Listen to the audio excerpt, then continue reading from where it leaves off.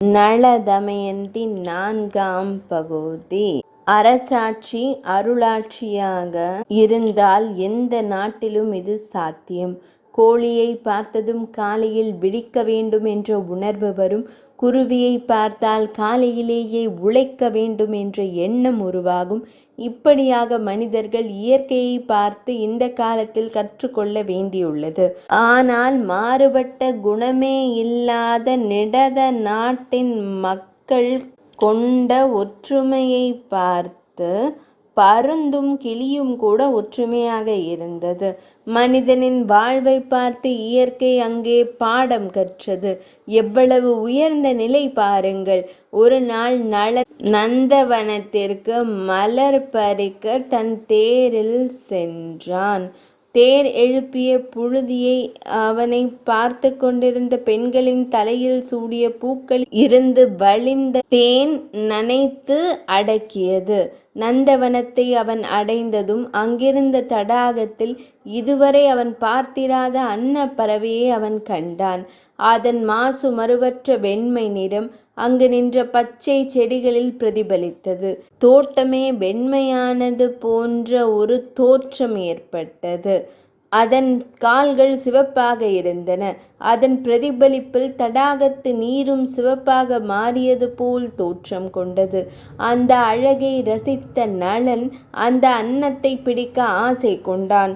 அங்கு நின்ற பணி பெண்ணிடம், அழகு மங்கையே, அதோ தடாகத்தில் மிதந்து கொண்டிருக்கும் அந்த அன்னத்திற்கு எவ்வித பாதிப்பும் இல்லாமல் உன் கைகளும் அதன் மீது பட்டு நோகாத வகையில் பிடித்து வா என்றான்.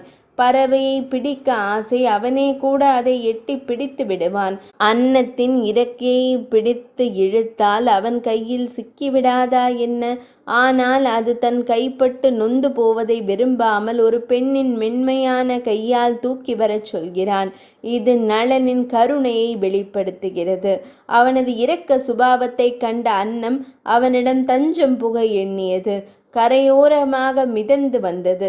தானாகவே அந்த பெண்ணின் கையில் அடைக்கலமானது. அவள் மகிழ்ச்சியுடன் தன் மன்னன் முன்னால் அதை விட்டாள். அது அவனை பார்த்து பேச ஆரம்பித்தது. ஒரு பறவை பேசுகிறதே, நம்ப முடியவில்லையே. கிளிக்கு எப்படி பேசும் சக்தி உண்டோ அதுபோல் கலைவாணியின் சின்னமான அந்த அன்னமும் திக்கி திக்கி பேசியது. மகாராஜனே, நான் கூறுவதை கேள். 8 திக்குகளிலும் உன் பெயரும் புகழும் பரவி இருப்பதை நான் அறிவேன். அப்படிப்பட்ட வீரனான உன் தோள்களில் தவழ்ந்து விளையாட உனக்கேற்ற மனைவி வேண்டுமல்லவா? அப்படிப்பட்ட ஒருத்தியை நான் அறிவேன். அவள் பெயர் தமயந்தி. அழகில் சுந்தரி என்று சொல்லும் போதே யார் அந்த தமயந்தி? அந்த அன்னத்தை பற்றி இந்த அன்னம் சொன்ன உடனேயே அவள் என் மனதை ஆக்கிரமிக்க காரணம் என்ன? அவளை நான் முன்பின் பார்த்ததில்லையே. அதற்குள் எப்படி மனதில் புகுந்தாள் அந்த ஸ்வப்பன சுந்தரி என்று திகைத்தான் நளன். நம் எல்லோர் வாழ்வும் முந்தைய பிறவியின் தொடர்ச்சி என்பதை நம்மால் அறிந்து கொள்ள முடிந்தால் நம் சொந்தங்களை தேடி அவர்கள் எங்கிருந்தாலும் போய் விடுவோமே. இறைவன் ஏனோ அதற்கு அனுமதிப்பதில்லை.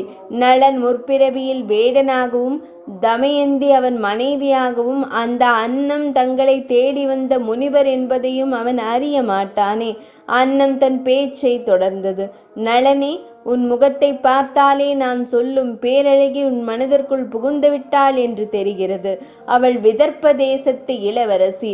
அவளது குணத்தை பற்றி கூறுகிறேன் கேள் என்றது. தன்னையும் மறந்து அந்த பறவை பேசுவதை கவனித்தான் நளன். அழகில் மன்மதனே, உன் ரதி தமயந்தி. அச்சம், நாணம், மடம், பயிர்ப்பு என்னும் 4 குணங்களும் அவளுக்கு 4 வகை படைகளாக காவல் நிற்கின்றன. அவளது மெய், வாய், கண், மூக்கு, செவியை 5 வித அமைச்சர்களாக கருதி அவற்றிடம் ஆலோசனை கேட்ட பிறகே எதையும் செய்வாள். புலன்களை அதன் வழியில் விடாமல் அவற்றை தன் கைக்குள் அடக்கி வைத்திருக்கிறாள் என்பது இதன் பொருள். அவள் அணிந்துள்ள சிலம்பு முரசை போல் ஒலிக்கும். வேலையும் வாளையும் இணைத்து செய்யப்பட்டவையோ என கருதும் அளவு அவளது கண்கள் கூர்மையானவை. அவளது முகம் நிலவை போல் பிரகாசமாக இருக்கும். அவளை பெண்களின் அரசி என்று கூறலாம் என்ற பறவையை அன்புடன் தடவி கொடுத்தான் நளன். அவனது சூடான கைகள் பட்டு இதமும் சுகமும் அடைந்த அந்த அன்னப்பறவை தமயந்தியின் அழகை மேலும் வர்ணித்தது. நளனே, அவளது இடையழகை பற்றி கூறுகிறேன் கேள். வண்டுகள் பறந்தாலே போதும் அவற்றின் சிறகுகள் எழுப்பும் காற்றை தாங்காமல் அவளது சிற்றிடை வளைந்து போகும். அப்போது அவளது கால்கள் அசைந்து அதில் அணிந்துள்ள தண்டைகள் குலுங்கும். அவளது கூந்தல் அடர்ந்து நீளமாக இருக்கும்.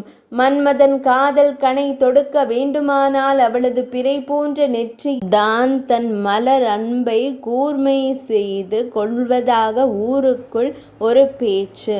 குரலை கேட்க வேண்டுமே, அவள் செந்தமிழ் தேன்மொழியாள். இவ்வாறு அன்னம் தான் கண்ட தமயந்தி என்னும் அன்னத்தை பற்றி கூறி முடிக்கவும் அவளை பார்க்காமலேயே மனதிற்குள் மையல் கோட்டை கட்டிவிட்டான் நளன். மணந்தால் தமயந்தி என்னும் நிலைக்கு வந்துவிட்ட அவனது மனம் அவளை நேரில் காண வேண்டுமென துடித்தது. அத்துடன் அந்த அன்னம் அவளை பற்றி தன்னிடம் இந்தளவுக்கு சிபாரிசு செய்வானேன் என்று எண்ணி குழப்பமடைந்தது. அதை தீர்த்து கொள்ள, அன்னமே, தமயந்தி பற்றி இந்தளவுக்கு புகழ்ந்தாயே, அவளுக்கும் உனக்கும் என்ன சம்பந்தம் என்று கேட்டான் நளன். 4ஆம் பகுதி நிறைவடைந்தது.